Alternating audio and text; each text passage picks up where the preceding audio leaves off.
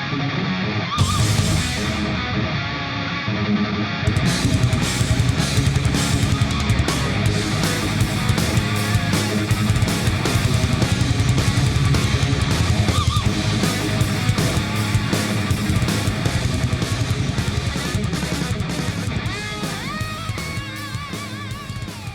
I'm Douglas Smith, and this is a crazy but true story. In the mid-1990s, I was a drug addict. I was addicted to meth real bad, and I used it quite often. Well, on my 25th birthday, I wasn't able to get a hold of any of my friends and really wanted to go out and do something. So I went and stopped by my connect's house and picked up a gram of meth. Wanting to do something, I decided, well, screw it. I'll go to a bar, tie one on, head home, do whatever. Well, while I was at the bar, I saw a girl. And I had seen her around before at a few of the other little biker dives that I used to hang out at. So I, wouldn't say that I knew her, but like I said, I had seen her around.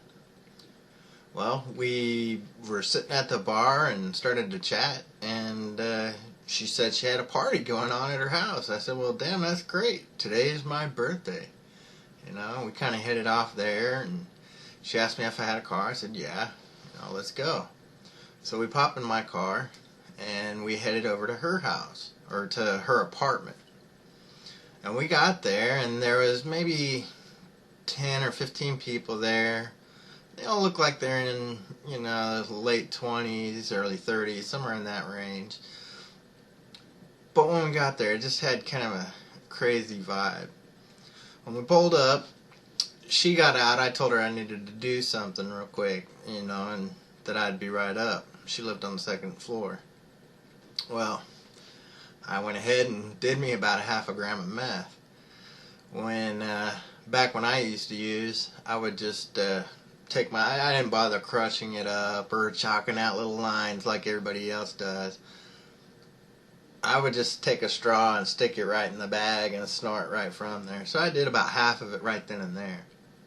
Head up in there, walk in, and they've got me a drink already poured. I'm thinking, well, this is kind of cool. And I'm sitting there, and there are people kind of talking in little areas, often, over here, and there's a little crowd over here talking, and I'm sitting on the couch with this girl. And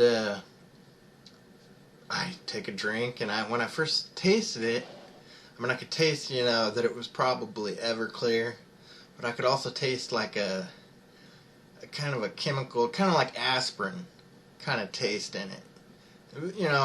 I knew something was wrong with it right away. And she said, oh, finish your drink, and I'll pour you another one.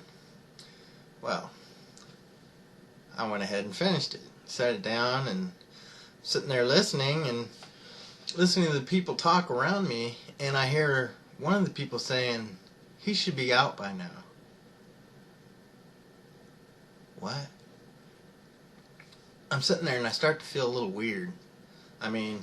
Yeah, I had just done a big thing of meth, but I felt very different. I felt kind of queasy. I felt disoriented, and that's when I noticed that everybody in the place was looking at me.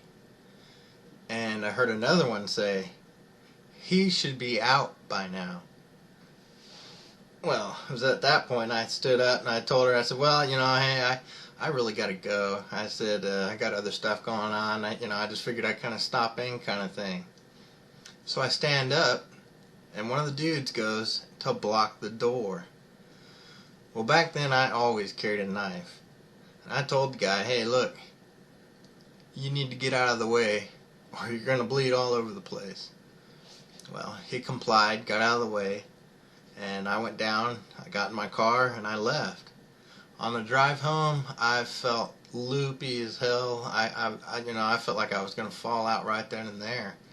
I made it home, went up to my room, and I fell asleep. I fell asleep after doing half a gram of methamphetamine. Woke up 3 days later. I felt really groggy, just really out of it. Well, after a couple of days, I went back over there. Well, there was nobody there. the place was vacant, and never really thought much about it again until I got to Tulsa Welding School. While I was at Tulsa Welding School, one of our teachers read us an article about a man who had gone to, I think it was Brazil or, somewhere down in South America, and he had been drugged and his kidneys had been stolen.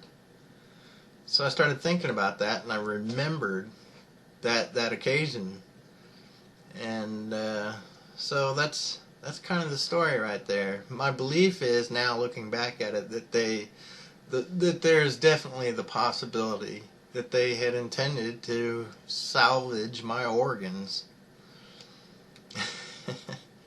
So, and I've got a ton of stories of crazy situations that I've been in, and I want to tell this one because it's not that far out there, and it's somewhat believable. And usually when I tell people the stories of some of the shit I've been through, they don't believe me.